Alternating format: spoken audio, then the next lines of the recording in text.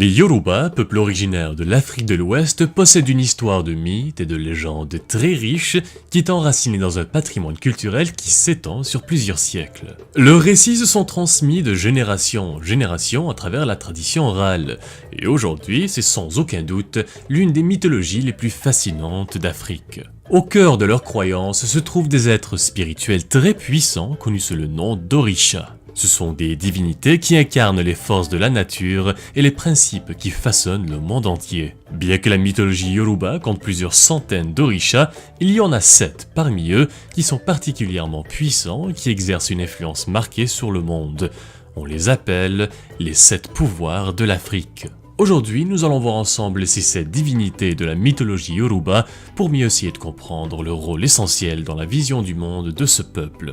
Commençons par un orisha dont j'ai déjà parlé sur la chaîne auparavant, Eshu, le dieu farceur.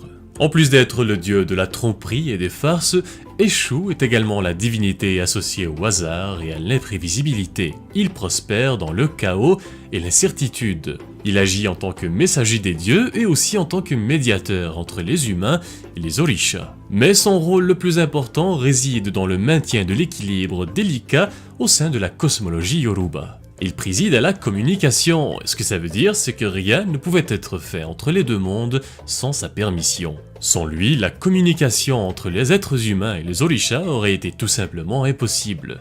Ensuite, nous avons Ogun, l'orisha de la métallurgie, des guerriers et des artisans. Ogun est très important car on pense que c'est lui qui a découvert le fer pour la toute première fois et qui a par la suite partagé ce don avec toute l'humanité, en plus de toute la connaissance qu'il avait en matière de métallurgie et d'artisanat. Il est aussi associé à la technologie qui est presque toujours utilisée en premier lieu pour l'art de la guerre. Donc pour la fabrication de lances, de machettes, d'épées, de boucliers et ainsi de suite. C'est un dieu très puissant et redoutable, mais il est aussi juste et attentionné. Il protège l'humanité de tous les dangers et élimine les obstacles qui se dressent devant eux avec sa machette. Alors, ceux qui vénèrent Ogun font souvent appel à lui pour faire face aux obstacles et pour les aider à les surmonter. Après, nous avons une autre orisha que nous avons déjà explorée ensemble sur la chaîne.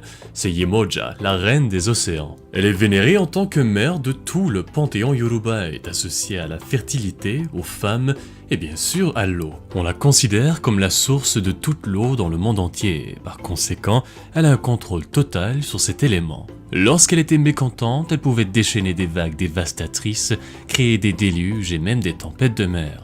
Mais la plupart du temps, Yemoja est une déesse calme et nourricière qui prend soin de ses enfants et les protège. Ses adeptes croient également en son pouvoir de guérison et on pense qu'elle peut donc guérir l'infertilité chez les femmes qui ne peuvent pas concevoir. Je vous mets le lien pour la vidéo à propos d'elle dans la description si vous voulez en savoir un peu plus sur elle. Le prochain pouvoir africain est Shango, l'orisha du feu, du tonnerre et de la foudre. C'est l'une des divinités les plus puissantes du panthéon Yoruba et il est connu pour son tempérament vif, sa grande force et sa virilité.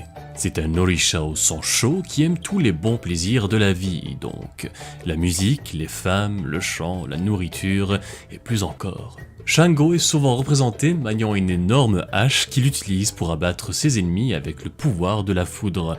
C'est également l'orisha associé à la danse et c'est pourquoi il y a plusieurs danses cérémonielles qui lui sont dédiées.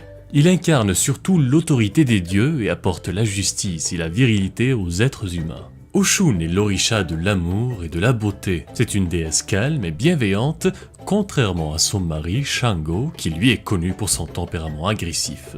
Oshun est également considéré comme une divinité de l'eau en raison de sa connexion à la rivière Osun, dans le sud-ouest du Nigeria. Ceux qui vénèrent Oshun croient que les eaux de cette rivière ont des propriétés curatives et peuvent guérir toutes les maladies. Ces adeptes se rendent donc souvent là-bas pour s'immerger complètement dans les eaux de la rivière en espérant d'être guéris au plus vite. C'est aussi l'orisha qui ont fait appel lorsqu'on a besoin d'aide en matière d'argent, c'est pour ça qu'elle est considérée comme celle qui protège les pauvres et les malades, apportant ainsi la santé et la joie dans le monde. Nous avons ensuite Orunmila, l'orisha associé à la sagesse, à la connaissance et à la divination. C'est le seul orisha qui avait été autorisé à assister à la création de l'univers par Olodumare, le créateur suprême dans les croyances Yoruba.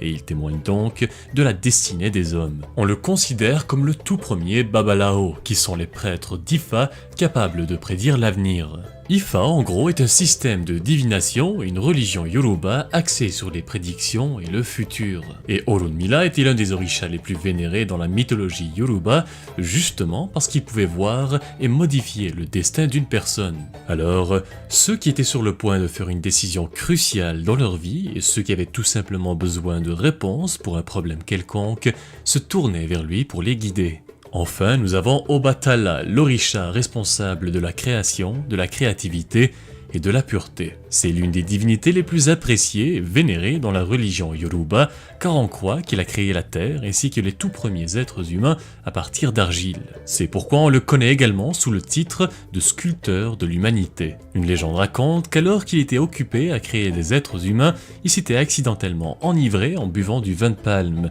et par conséquent, certaines de ses créations humaines étaient complètement déformées. Plus tard, lorsqu'il avait réalisé ce qu'il avait fait, il était tellement triste et accablé de culpabilité qu'il jura de ne plus jamais boire et de consacrer sa vie à être le protecteur des personnes handicapées. En raison de son rôle de créateur et de protecteur, Obatala est souvent perçu comme une figure paternelle dans la mythologie Yoruba. Donc, si on résume tout ça, les 7 pouvoirs de l'Afrique représentent des piliers de force et de sagesse qui soutiennent la vision du monde chez les Yoruba. Chaque orisha a une personnalité bien distincte et un rôle à jouer dans le grand cycle de la vie, et sans eux, il y aurait tout simplement un grand déséquilibre. Sur ces derniers mots, je vous dis merci d'avoir visionné cette vidéo jusqu'à la fin et j'espère qu'elle vous a plu. N'oubliez pas de laisser un like, de partager la vidéo et de vous abonner à la chaîne si ce n'est pas déjà fait.